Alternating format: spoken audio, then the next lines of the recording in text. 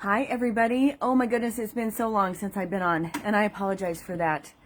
I hope that, first and foremost, I want to say, I hope that everyone is having a lovely holiday season. Whether you celebrate Hanukkah or Christmas or Kwanzaa or it's Happy Boxing Day, actually.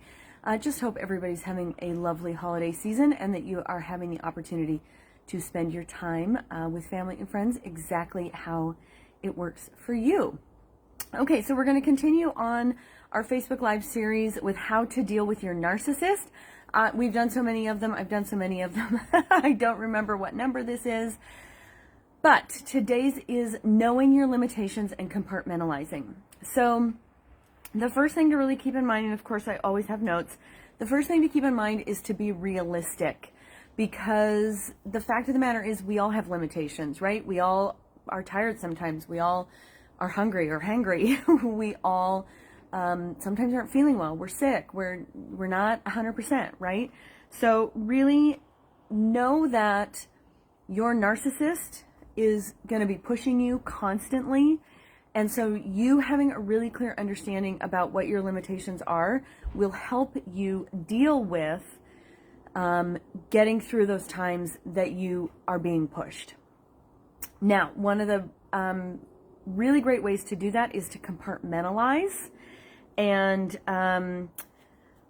your narcissist wants you to pay attention to them all the time. So compartmentalizing is a really great tip and trick for ways to learn how not to give them the attention that they want, which is really important because it creates boundaries for you. And also what it really does, what compartmentalizing really does, is it starts to teach you how to control your own narrative again and really be in a space where you are making the decisions that are right for you in the time frame that is right for you. So keep in mind the compartmentalizing, in addition to kind of giving yourself a break and giving yourself a chance to maybe decompress when you feel like you're at your limits, it also is going to start giving you some control around how you respond, what you respond, when you respond.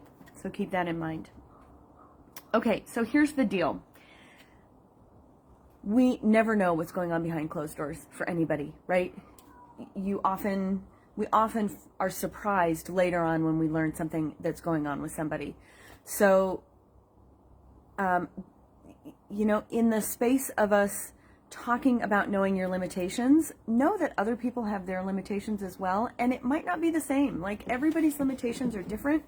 Some people can live on less sleep. Some people get hangry more easily. Some people are more susceptible to depression or anxiety, right? So everybody's limitation levels are different, and always being sure to give people grace and space is something that we can practice.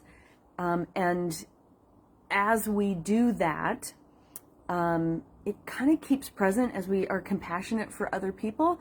It allows us to practice being compassionate for ourselves and then knowing our own limitations, dealing with our own limitations, and from there, again, practicing compartmentalization, because that's one of the really quick and easy things you can do is to set aside what you are going through, what you're feeling, what your narcissist is trying to get you to respond to. And in doing so, by compartmentalizing, you have the ability to do that. So that idea of grace and space for people really carries through so many other areas of our lives. So I recommend you just keep that in mind and practice. So for me, and going through my own divorce was the thing that taught me how to compartmentalize. I was not a very good compartmentalizer before. Went to a therapist years ago who described it as I had soup and everything went into the soup and all the problems were in the soup all the time.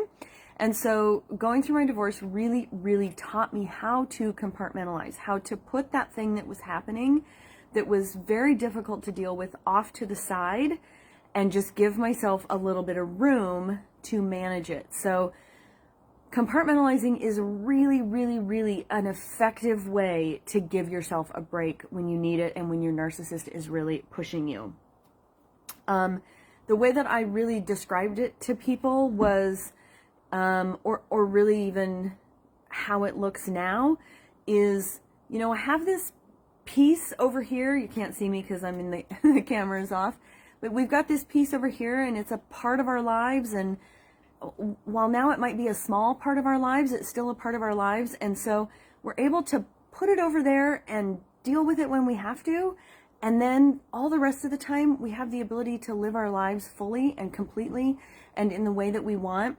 And then when that thing that we've compartmentalized, that we've put over here in a box, needs to be addressed, then we can address it. But it isn't a prevailing piece of our lives all the time.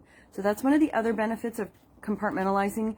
Once you are kind of not in the really crisis mode or the immediate mode of having to deal with what's happening in front of you, when you compartmentalize, you're able to kind of put it aside and only bring it out when you need to. As many of you know, I'm also in real estate, or have a background in real estate.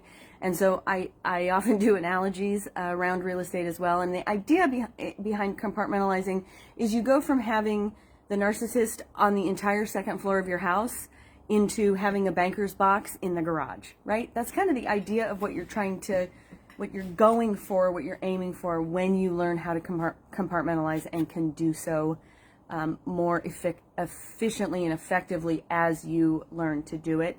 And again, as the problems that you're having or the issues that you have with your narcissist, it becomes much easier to compartmentalize when it's not as acute.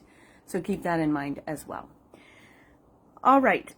So the one thing that I really want to say to you is compartmentalizing does not mean I'm going to deny it. I'm going to avoid it. I'm going to ignore it. That is not compartmentalizing. That is denying, avoiding, and ignoring. And while sometimes we want to do those things, generally speaking, when dealing with a narcissist, they are not effective coping mechanisms, because the narcissist never goes away until you start creating boundaries, you start acknowledging your own limitations, what you need, setting up boundaries around that, compartmentalizing and setting things aside and kind of addressing them as you need to. You start controlling your own narrative. So I really encourage you to think about if you are denying, avoiding,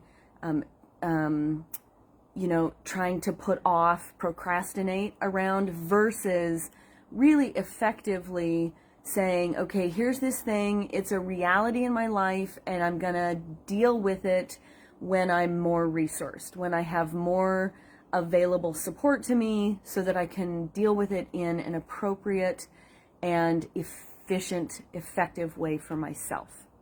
So that is my, those are my tips around knowing your limitations and compartmentalizing. I want to tell you, I'm going to do, I think I have 3 or 4 more lives on the schedule that I wanted to do here.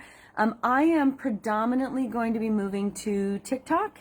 I'm going to be doing some Instagram Reels and some static posts on Instagram more. I'm going to be moving away from Facebook a little bit. I find that their algorithm is just getting more and more difficult to be able to get my message out and try to help as many people as possible. So we'll have a few more of these. I always also upload these to YouTube, so you have the ability to see this material on YouTube as well if you miss it here. For TikTok, my handle at TikTok is @locatecoaching. So I really hope that you find me there and start watching. Those videos will be shorter, quicker, still will be tips and tricks, but will be a little bit faster. So I hope to see you all on TikTok. I'll do a couple more lives here over the next few weeks. And if you have any questions or you need anything, please, please, please don't hesitate to reach out. You can leave a comment. You can message me, whatever works for you. Y'all know how to get a hold of me. All right. Love you guys so much. I will see you soon, and I hope you have a fantastic day.